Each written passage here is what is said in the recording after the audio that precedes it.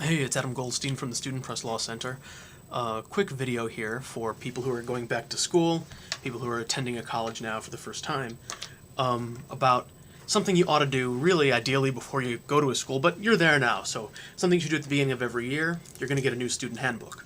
You want to open that student handbook and you want to look at some of the policies. And if you were here the year before, or you can find somebody who was, try to get last year's handbook and this year's handbook and line the terms up and compare them side by side. Because what you'll find out is that the changes from year to year are really indicative of what's going through the administration's mind, what their concerns are, what they feel needs changing from what happened in the past. So I wanted to tell you a few things that you should look at in that handbook in particular, because I know it's a lot of pages. What do you really need to be concerned about? Well, obviously, top of that list, probably the easiest thing to be concerned about would be any speech codes or speech restrictions, harassment policies, especially in the wake of the Montana Blueprint, University of Montana Blueprint.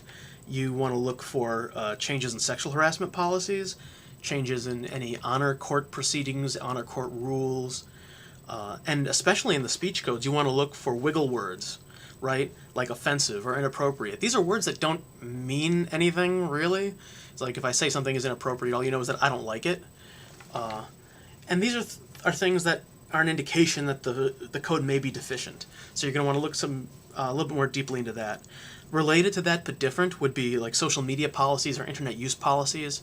Two big things that have been going on with those lately.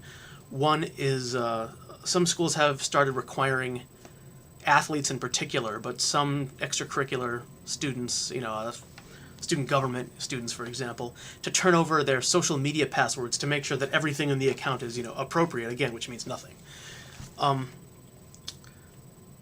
8 states in the last 2 years have prohibited institutions from doing this, and I don't think there's a clear sense, especially at a public institution, that this is actually permissible.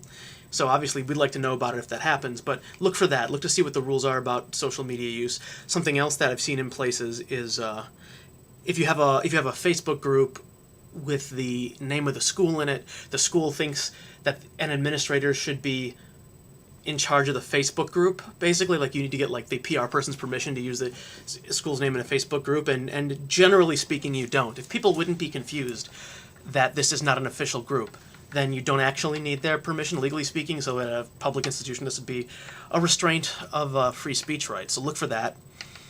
What else? Look for club funding procedures. In particular, look for changes between the years on club funding procedures, because that could be an indication that they wanted to change a club's funding, a particular club, but didn't want to, just say we don't like this club. So they adjusted the funding mechanism, and that, if their motivation was a dislike of the club, would be unconstitutional. Student rights. A lot of these things will have a student rights statement saying, here are things that as a student you should be concerned about. You're going to want to look at the student rights stuff, because a lot of institutions have this bizarre section saying, with student rights come student responsibilities. No. I mean, at a public institution, absolutely not. I don't know who wrote that the first time. I don't know what version of the Constitution they got. The version of the Bill of Rights I got doesn't say you have these rights as long as you do the following things. I don't think they understand the concept of a right. A right is something that is intrinsic. You have it because you're there. You don't have to do something as a condition of getting your right. So that section is usually written in this sort of, brain-dead gibberish of, oh, well, with your rights come responsibilities, and so therefore, since you have the right to free speech, you have the responsibility to be nice to everyone. No, you don't, and it's unconstitutional at a public institution. So those are the things that are particularly in the student handbook. Just to recap: speech codes and restrictions, honor court information, sexual harassment stuff, social media policies or internet use policies, club funding procedures, student rights section, and one last thing in the book itself is the FERPA Directory Information Statement. FERPA is the law that requires them to have permission before disclosing your records to a third party. It also gives you a right to access your own records. But directory information is something they can give out without your permission. And from year to year, sometimes they'll change the definition of directory information. In fact, we've seen some schools who will change the directory information definition in response to getting a FOIA for something. So it's like, I want to know, a list of people who play hockey, and for whatever reason they've just decided, oh, we don't want to tell anybody about our secret hockey team. One thing that may or may not be in the handbook, but look for it either way, go online and find it if it's not, is the Clery Act mandatory crime reporting data. That should be from October of the prior year, because it's updated in October.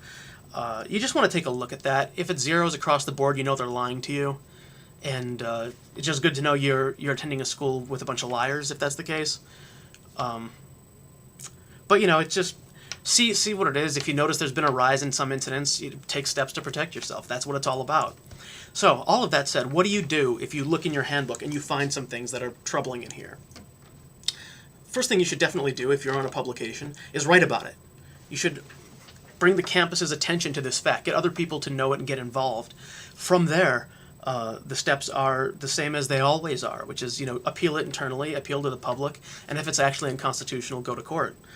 In that vein, obviously, the SPLC is here to help.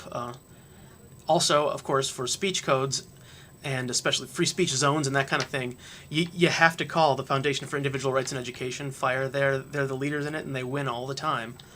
So there's a little bit of an introduction to how to read your handbook and to figure out if your school is violating your rights. I'm sure I will think of 20 things I should have said once I finish this video, and so I might have to follow it up next week. But thanks. Again, I'm Adam Goldstein from the Student Press Law Center. Visit us at www.splc.org.